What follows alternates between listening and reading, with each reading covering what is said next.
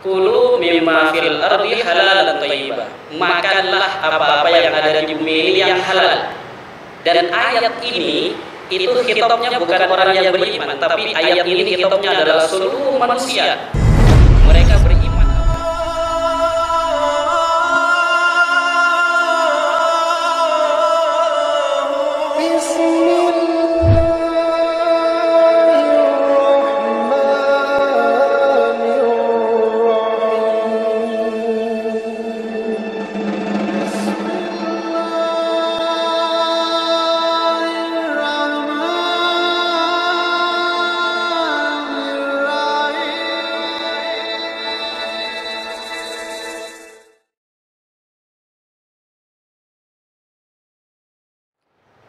Assalamualaikum warahmatullahi wabarakatuh. Hamdan yuafi ni'amahu wa yukafi mazidah.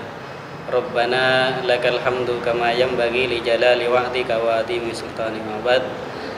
Saudara sekalian yang dimuliakan oleh Allah,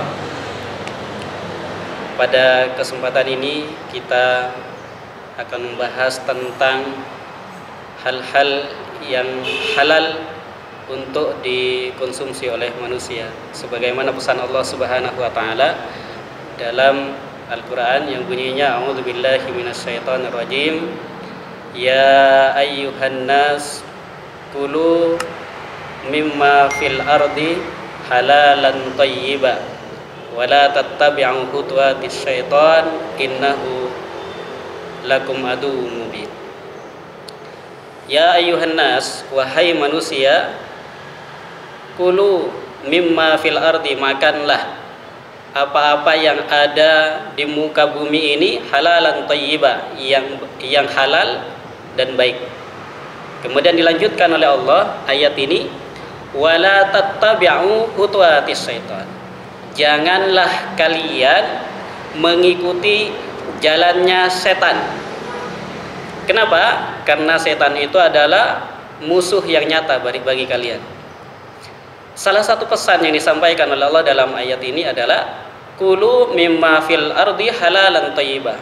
Makanlah apa-apa yang ada di bumi ini yang halal. Dan ayat ini itu khitabnya bukan orang yang beriman, tapi ayat ini khitabnya adalah seluruh manusia. Mereka beriman atau tidak, maka tujuan diturunkan ayat ini adalah untuk mereka, bahwa makanan yang diberikan kepada mereka, yang Allah ciptakan untuk mereka di dunia ini adalah yang halal. Dan kalau kita berbicara tentang makanan halal, maka kita akan bertanya, sudahkah makanan yang kita makan itu adalah makanan yang halal?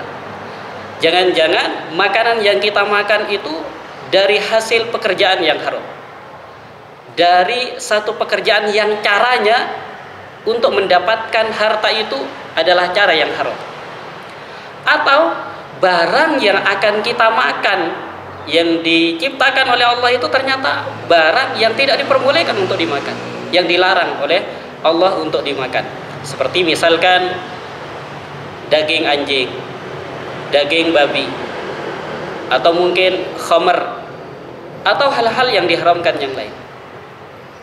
Dan dalam urusan ini ada sebagian di antara kita, bahkan orang-orang muslim sekalipun, yang dia memakan sesuatu yang dihalalkan oleh Allah, tapi kemudian yang membuat makanan itu bukan seorang muslim.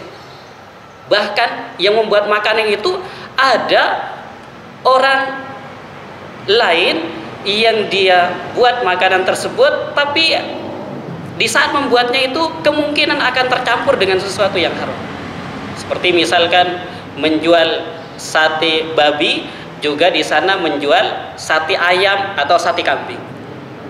Maka kemungkinan di antara yang halal dengan yang haram itu kemudian tercampur atau mengenai bekasnya atau hal-hal lain yang berkaitan dengan antara keduanya. Makanya dalam salah satu kaidah usul itu dikatakan la yatimmu tarkul haram illa bihi fahuwa wajib.